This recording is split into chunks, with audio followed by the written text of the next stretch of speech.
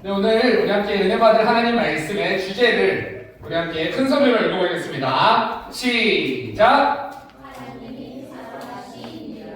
자, 한 번 더요. 하나님이 나를 사랑하신 이야기. 네, 오늘 함께 받을 말씀 주제는요, 요한복음 3장 16절의 말씀입니다. 우리 함께 이 말씀을 함께 큰 소리로, 어떤 소리로요?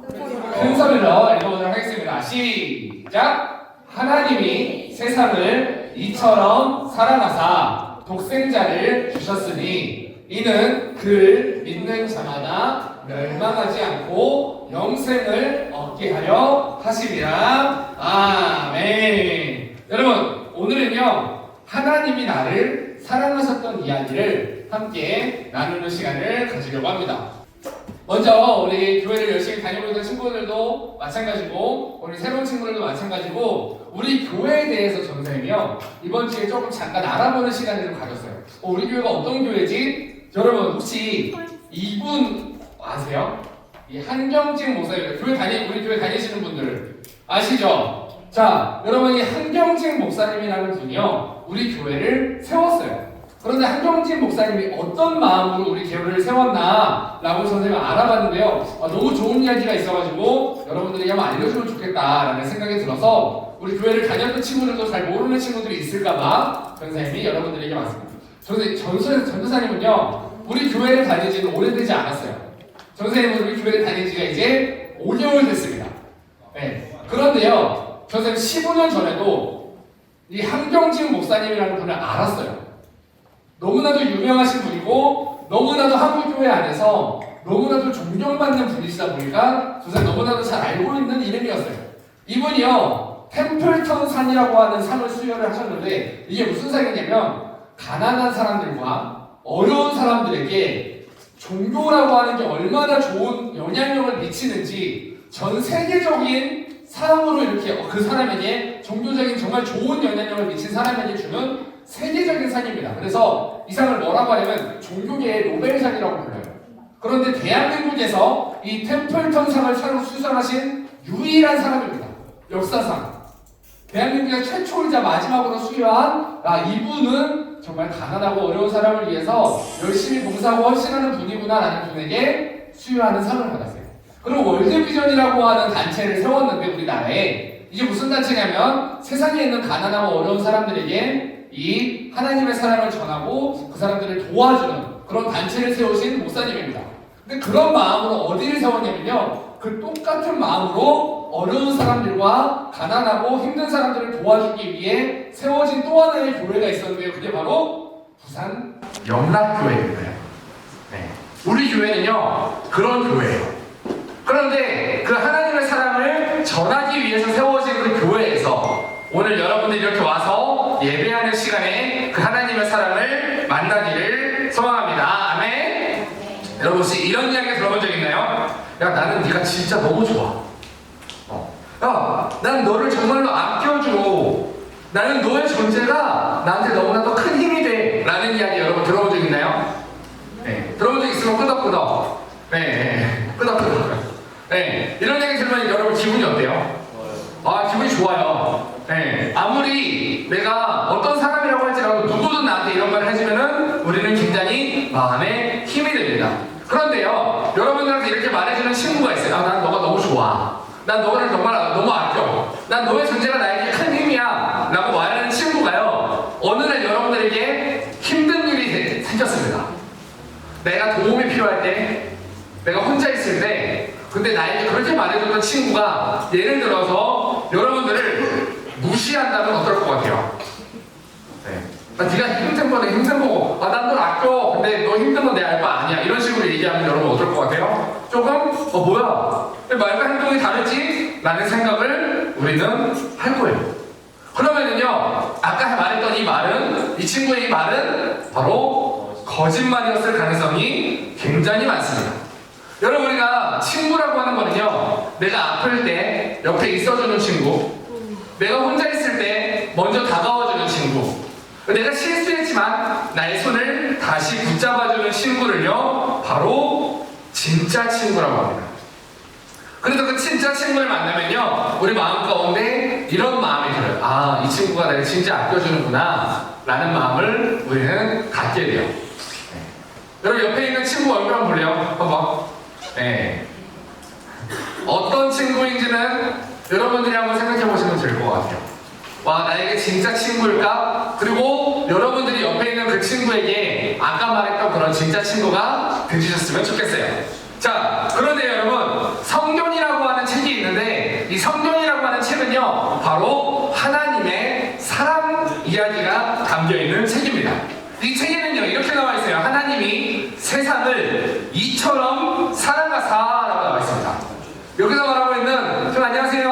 어서오세요. 반가워요. 네. 여기서 말하고 있는 이 세상이라고 하는 단어는요, 어떤 의미가 있냐면, 바로 세상에 살아가고 있는 모든 사람을 이야기하고 있습니다.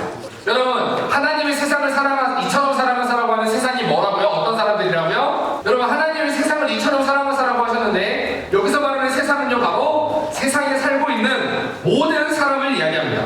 그래서 하나님이 너를, 여러분 다시 이 세상에 살고 있는 사람이잖아요. 여러분 옆에 있는 친구에게 이렇게 한번 말해볼래요? 하나님이 너를 이처럼 사랑하셔라고 하면 옆에 있는 친구한테 어색하지만 한번 이야기 한번 해봐 주실래요, 여러분? 네.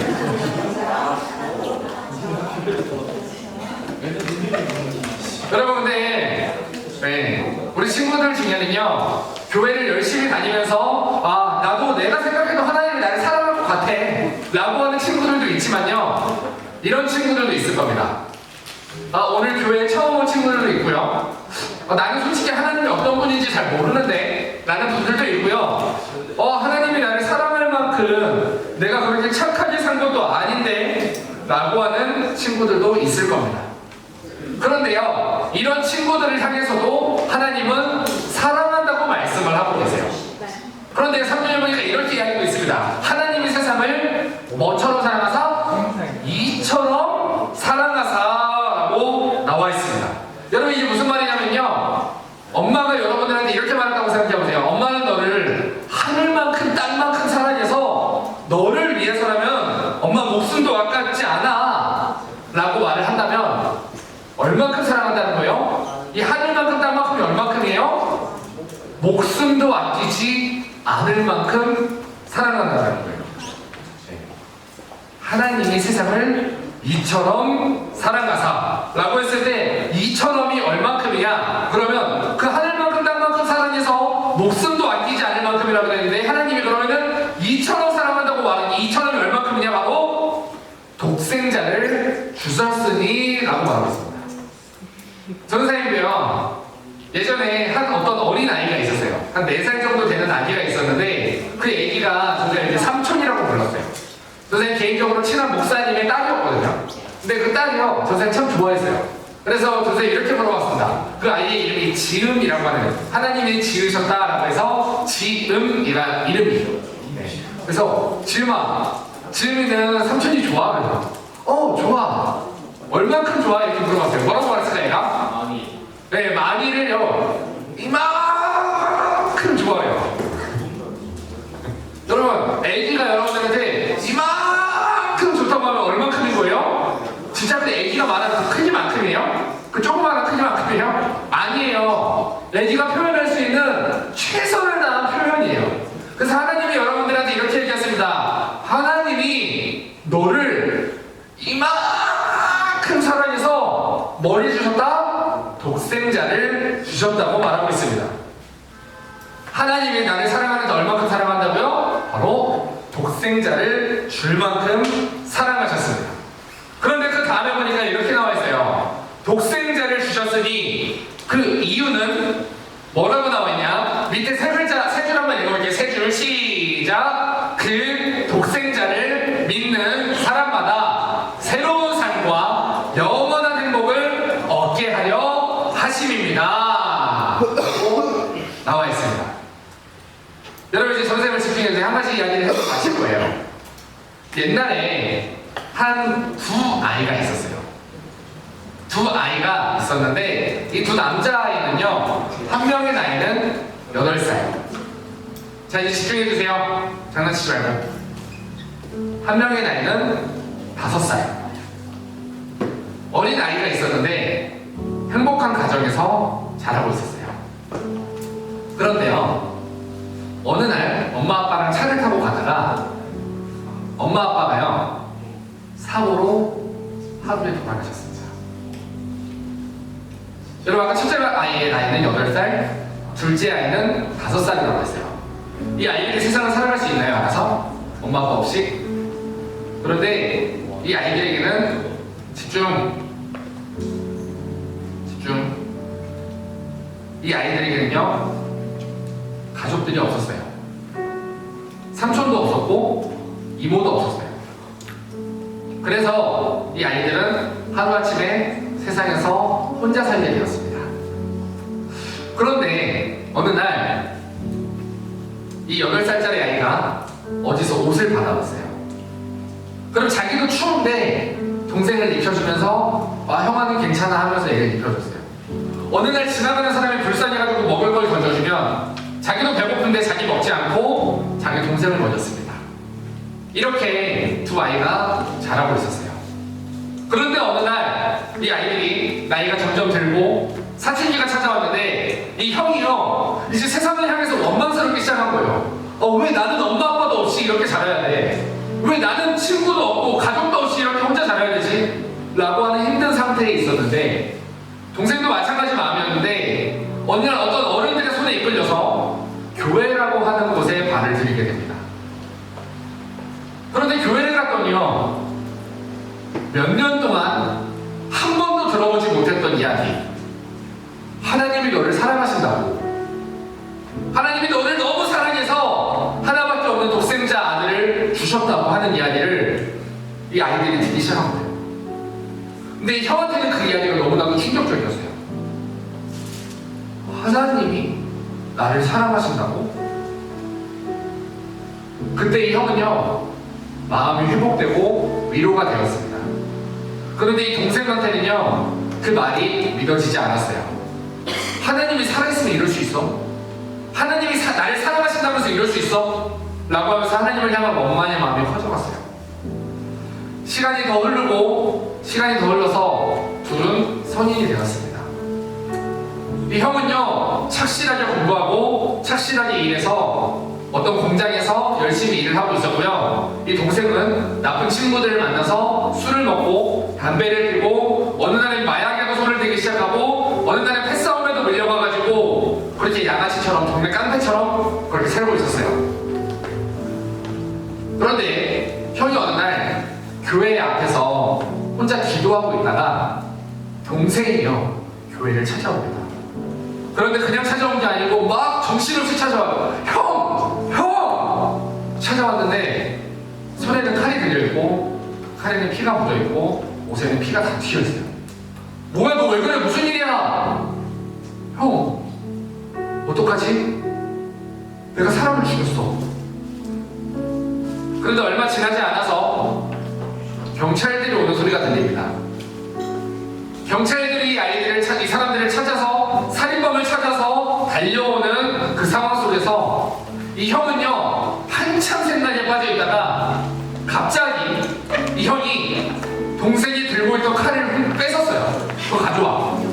자기가 입고 있던 옷을 벗고 동생이 입고 있던 옷을 벗기고 자기가 입고 있었던 옷을 동생한테 입히고 동생이 입고 있었던 옷을 자기가 입고 동생을 방 안에 가뒀습니다. 너 나오지 마. 절대 나오지 마. 그런데 얼마 지나지 않아서 경찰이 이 교회에도 들이닥쳤어요. 여기 살인범 누구야? 근데 지금 상황이 누가 봐도 형이 지금 칼을 들고 있고 피 묻은 옷을 입고 있고 누가 봐도 지금 살인범이 누구예요? 형이에요. 그래서요 이 형이 그대로 경찰들한테 끌려갑니다. 가서 재판을 받는데 너 사람 왜 죽였어? 워낙 잔인하고 워낙 흉악했던 사건이라서 막 뉴스에도 보도가 되고 난리가 났나봐요. 너 무슨 짓을 한 거야? 근데 그 형이 하나를 그 이야기만 합니다. 한마디만 하는데 뭐라고 하냐면 저는 그 죄로 죽어야 될 사람입니다. 저는 그 죄로 벌받아야 될 사람입니다. 이 이야기만 계속 반복을 해요. 이 이야기는 재판 과정에서 살인범인 것을 시인하는 이야기가 되어서 결국 이제 재판이 속전속결로 사형 판결까지 나왔습니다. 그리고 이 형은 감옥에 갇혀서 시간을 보내기 시작해요. 시간이 흘러서 사형이 집행되는 날이 되었습니다. 교도관이 물어봐요. 마지막 소원이냐? 저 소원이 하나 있습니다. 그래서 봉투를 하나 줍니다. 이 봉투를요, 교도소장님 도장을 좀 찍어서 여기 적혀있는 사람 외에는 그 누구도 보지 못하게 해주십시오. 그리고 여기 적혀있는 주소로 제가 죽고 나면 이 편지를 좀 전달해 주십시오. 어렵지 않은 소원이라고 생각을 하고 교도소에서는 승인을 해주었습니다. 그리고 그날 그 형은요, 사형이 집행되었고 죽었어요. 그 죄로. 교도관들이 이제 그 편지를 가지고 적혀있는 주소로 갔습니다. 갔는데 다 낡아서 무너질 것 같은 한 집이 있었어요. 폐허가 되어 있는 한 집을 갔습니다. 똑똑똑. 아무도 반응을 안 해요. 누구 있습니까? 한참 있다가 어떤 사람이 문을 끼익 소리가 나면서 열었어요. 그런데 그 안에 있는 사람의 모습을 보니까요, 사람의 형상이 아니라 거의 귀신의 형상을 하고 있는 모습이었습니다. 며칠간 씻지도 않고 햇빛은 한 번도 보지 못해서 얼굴이 창백해져 있는 새하얘진 그런 귀신과 같은 모습으로 며칠 동안을 씻지 않고 며칠간을 머리도 감지 않고 면도도 하지 않은 그 지저분한 모습으로 나왔다 보니까 이 교도소에 있는 사람이 너무 놀래가지고 그냥 편지를 집어 던지고 그냥 도망을 갔어요. 그런데 그 안에 있던 사람이 누군가고 봤더니 그 동생이었어요. 뭐지? 편지를 뜯어서 편지지를 펼쳤는데 이렇게 쓰여 있어요. 사랑하는 동생아, 나는 너의 죄의 옷을 입고 너 대신 죽노라. 이게 무슨 말이지? 이게 뭔 얘기야? TV도 보지 않고 어떠한 소식도 듣지 못했던 이 동생은요, 한참을 이게 무슨 말인지 하고 있다가 어느 한순간 이게 무슨 말인지 의미가 확 와닿는 순간이 딱 찾아온 거예요. 설마? 한번 세상에 이 사람이 미친 사람처럼 밖에 나가서 소리를 지르고 다닌다. 형! 우리 형! 형 어딨어? 형 안 돼! 소리를 지르면서 막 다니니까 경찰에 신고가 들어가서 이 사람이 경찰서로 왔어요. 그리고 교도소의 교도소장을 만나게 됩니다. 근데 하는 이야기를 들어봤어요. 무슨 일 때문에 그러냐? 왜 그러냐? 아니, 형 안 돼요. 우리 형 안 돼요. 내가 이제 막 뭐라고 말하고 횡설수설하면서 막 얘기를 하는데 무슨 말인지는 못 알아듣겠지만 한 가지 확실한 뭐가 하나가 생겼어요. 이 교도소장이 듣기에 며칠 전에 사형을 집행했던 그 사람과 지금 관련이 있는 사람이구나. 그리고 그 살인 사건은 그 사형 집행 당한 사람이 아니라 지금 내 앞에 있는 이 사람이 관련 있는 사람이구나라는 걸 깨닫고 나서요, 이 이야기가 언론에 나가면 큰일 나기 때문에 교도소장이 너희 닥쳐. 너 당장 입 닥치고 그 어디 가서 절대 그런 얘기 하지 마. 너 당장 나가. 그리고 쫓겨났습니다. 그러니까 이 동생이 알게 된 사실이 있잖아요. 이제 더 이상 형을 볼 수 없다는 사실. 집에 터벅터벅 걸어와가지고 나 이제 어떻게 살아야 되지? 나한테 유일하게 하나 남아있던 내 가족이 죽었는데 나 이제 어떻게 살아야 되지? 집에 와서 터벅 앉아가지고 아무것도 못하고 있다가 형이 저도 편지를 이렇게 들었어요.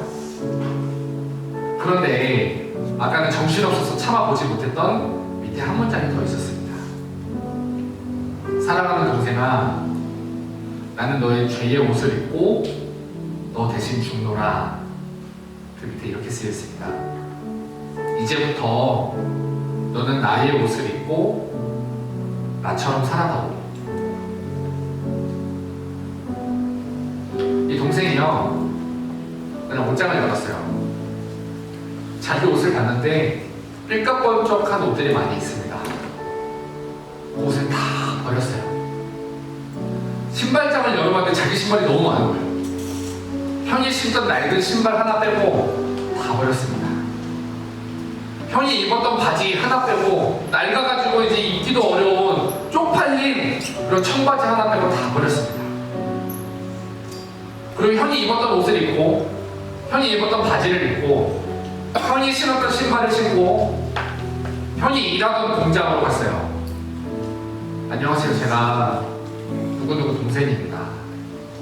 아, 그분 동생이에요? 그분이 워낙 성실하게 일했다 보니까 동생이라는 말에 비슷한 사람이겠지 라고 생각해서 바로 취업이 됐어요. 형이 예배를 드리던 교회를 갔습니다. 안녕하세요, 제가 누구누구 동생인데요. 아, 그분 동생이시구나. 요즘 그분이 안 보여가지고 어디 가셨나 했는데 동생이 오셨네요. 혹시 저희 형이 어디에 앉아서 예배를 드렸나요? 형이 앉았던 그 앞자리에 한 자리를 알려줍니다. 그분은 항상 여기 앉아서 예배를 드렸어요. 저희 형이 어떻게 예배를 드렸나요? 그 형은요, 항상 이렇게 손을 들고 진실하고 선실하게 이렇게 하나님을 사랑하는 마음으로 예배를 드렸어요. 아직 아무것도 모르지만 그냥 형을 따라서 형처럼 예배를 드려보기 시작했습니다.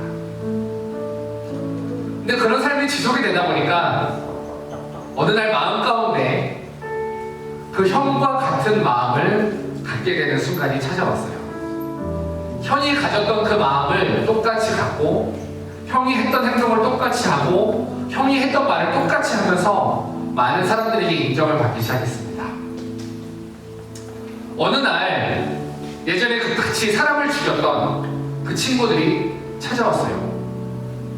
야, 너 이 새끼 살았네? 야, 너 어떻게 이렇게 있냐? 야, 요즘 끝내줘, 가자. 야, 다시 가자. 야, 지금 뭐하고 있는 거야? 고리타분해. 공장에서 뭘 일을 하고 있어. 가자. 그때 이 동생이 뭐라고 했는지 알아요? 이렇게 이야기했습니다. 이 옷의 주인은 그런 일 하지 않았어. 이 신발의 주인은 그런 곳에 가지 않았어.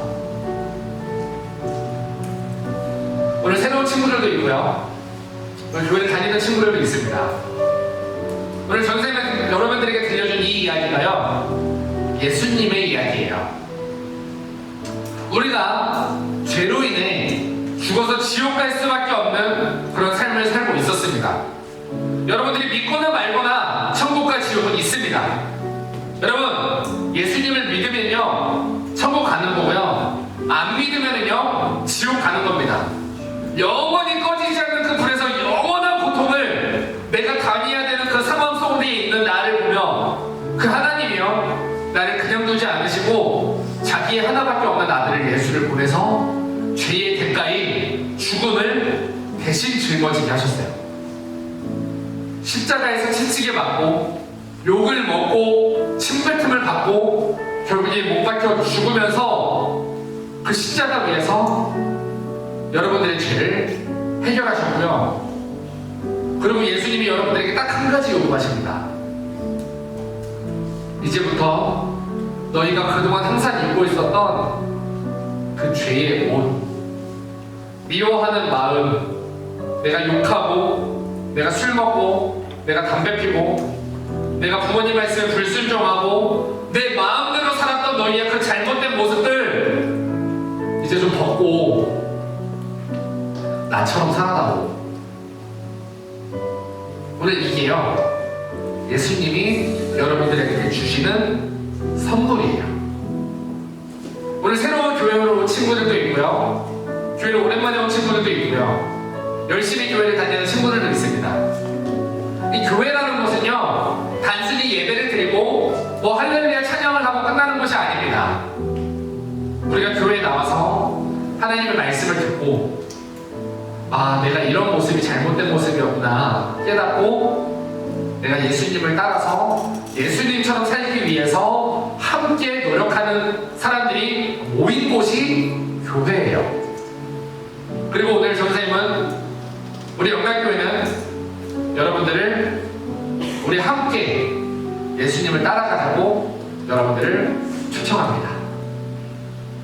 교회를 다녔던 친구들도요, 교회를 처음 나온 친구들도요, 오늘 예수님의 이 초대를 받고 예수님과 함께 이 땅에서도 그 하나님의 나라를 누리며 천국의 삶을 사는 여러분들이 되시기를 축복합니다. 아멘.